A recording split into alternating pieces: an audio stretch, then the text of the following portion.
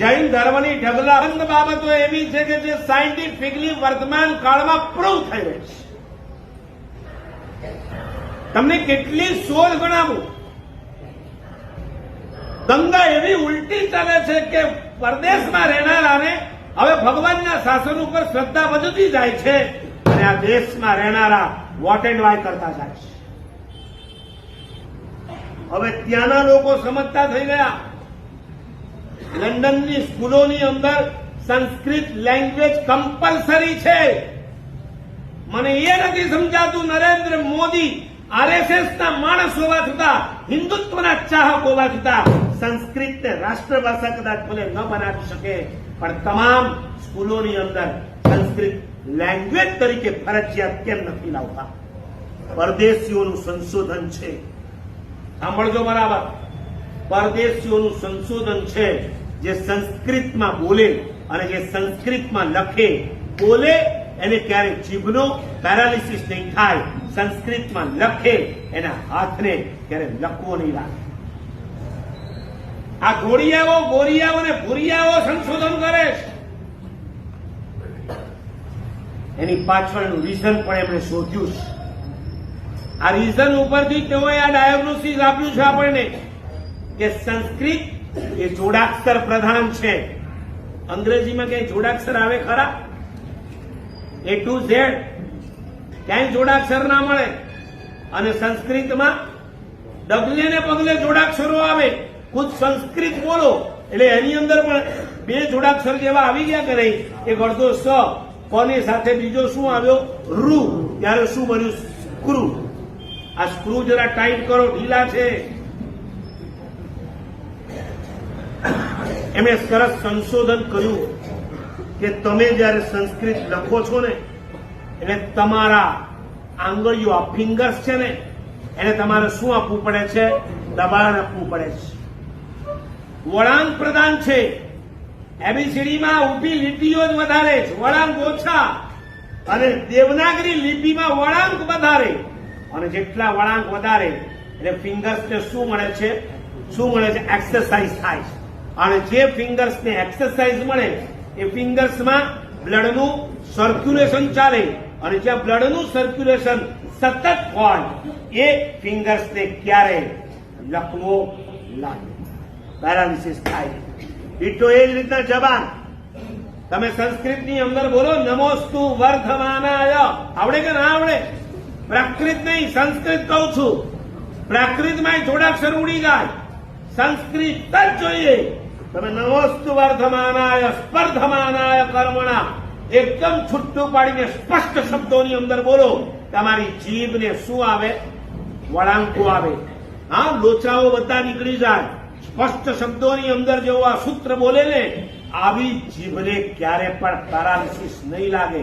અને જોજો, મોટા ભાગે સાધુ સાધ્વીને ક્યારે પણ જીભના પેરાલિસિસ લખવા ક્યારે. આ અમારી માતૃભાષા છે. પરદેશીઓ કમ્પલસરી કરતા થઈ ગયા છે. નો ઓપ્શન. અને અહીંયા કદાચ કોઈ મમ્મીને પૂછો કે તમારા દીકરાને બે ઓપ્શન આપવામાં આવે, સંસ્કૃત અને ફ્રેન્ચ, કઈ ભાષાને ઉડાવશે? તો તમારા દીકરાને તમે ફ્રાન્સ મોકલવાના છો? તમે જર્મની મોકલવાના છો? તમે જાપાન મોકલવાના છો? જે ભાષાનો જિંદગીમાં ક્યારે ઉપયોગ નથી કરવાના એ ભાષાઓ તમે એને શીખવાડો છો. અને જે આપણી માતૃભાષા બની શકે એમ છે એ ભાષાને તમે ભૂલાવી. સંસ્કૃત શીખો, તત્વાર્થ સૂત્ર ભણો, મજા આવે. મોટા મોટા વૈજ્ઞાનિકો પણ સંસ્કૃત ભણે છે. મેં વચ્ચે એમ સાંભળ્યું હતું કે નાસાના મેમ્બર જેને બનવું હોય એને કમ્પલસરી સંસ્કૃત ભણવું જ પડે.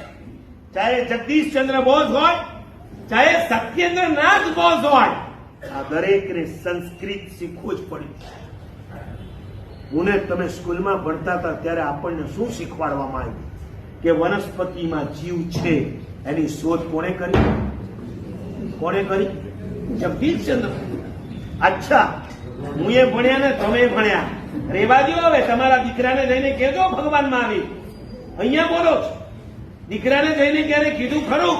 આ તમામ મમ્મીઓને કહું છું કે તમારા દીકરાઓના હોમવર્ક ચેક કરો છો એની સાથે એને જેટલું ખોટું ભણાવ્યું છે કમસે કમ વોશ તો કરો. પણ તમે જ ના ભણ્યા હો તો શું વોશ કરવા? પેલા તો તમને મારે વોશ કરવા પડે. જગદીશચંદ્ર બોઝ જે દિવસે વનસ્પતિમાં જીવ છે એ નિમિત્તે એને એવોર્ડ આપવામાં આવ્યો, એનું કલકત્તામાં બહુમાન કરવામાં આવ્યું, ત્યારે જગદીશચંદ્ર બોઝ ઓડિટોરિયમના સ્ટેજ ઉપર આવી માઇક લઈ સૌથી પહેલો ખુલાસો કર્યો. એક વાત બરાબર સાંભળી લો, મેં વનસ્પતિમાં જીવ છે એની શોધ નથી કરી, મેં તો ખાલી સાબિતી આપી. લેબોરેટરીની અંદર શું કરવાનું હોય? પ્રૂફ, સાબિતી. બાયોલોજી જે ભણ્યા હશે ને ખબર હશે, સ્કૂલની અંદર લેબમાં લઈ જવામાં આવતા હતા અને કેટલાક પ્રયોગો આપણે કરતા હતા, એક્સપેરિમેન્ટ. ખુદ જગદીશચંદ્ર બોઝે પોતાના વક્તવ્યમાં કીધું કે આજથી 2500 વર્ષ પહેલા વનસ્પતિમાં જીવ છે એની શોધ મેં નહીં, ભગવાન મહાવીરે કરી છે. અને એમના એ વચનો આચારામ સૂત્ર અને પન્નવણા સૂત્રની અંદર લખાયેલા છે. પન્નવણા શબ્દ બોલતા તમને નથી આવડતું જગદીશચંદ્ર બોઝને, તો એ જ ભણવાના તમે, તો એક તમે કહેવાના વનસ્પતિમાં જીવ છે એની શોધ જગદીશ.